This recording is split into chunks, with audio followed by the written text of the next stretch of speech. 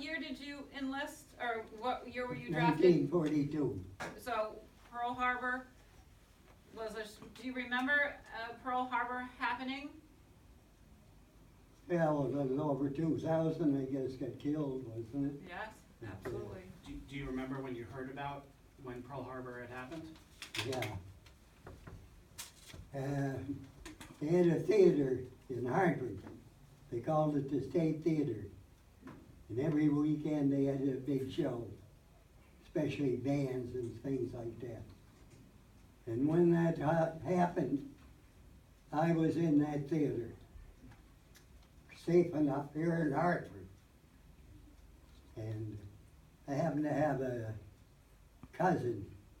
She works for one of them little hot dog stands on weekends. I ran across her, and she told me that we had been bombed. What was the general feeling as you were in a crowd of people that understood that? What was the reaction of most Americans at that time? Well, I think it is very exciting. But when you're here and you're waiting to go over there, that's all you dream about is getting over there. Getting over me. Send me overseas. Yeah. But then you're not quite that happy when you get there. Once you get there. Right. I can't explain to students enough the difference in attitude of young men and young women in those days doing everything they could to support our country. Yeah. Where we don't have that same kind of, I don't think anybody would be running to join up today. Well, this was right in the heart of the Depression too. And no one really had anything. I remember my mother going next door to get a cup of tea or coffee or a few slices of bread. WPA was trying to help the people. You had to go to the store and charge it up, yeah. Right. And the town was supposed to take care of it, yeah. Did you live in Hartford? Is that where you lived? No, I lived in Maine then, northern Maine, yeah. Yeah, we was right near the Canadian border, Mhm. yeah. But when this latter part, I was living in Hartford with two other guys, yeah.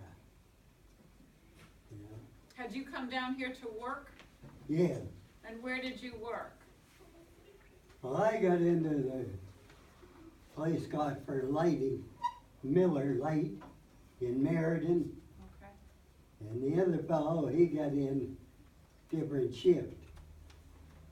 And another fellow, he wasn't quite lucky, but he got a job with a Bell Telephone. So he did, and in a few months he got married anyway. Yeah. And he managed to get into Hartford. So he got married and he lived there. He didn't go overseas, but he saw a lot of different bases. He was in the weather department.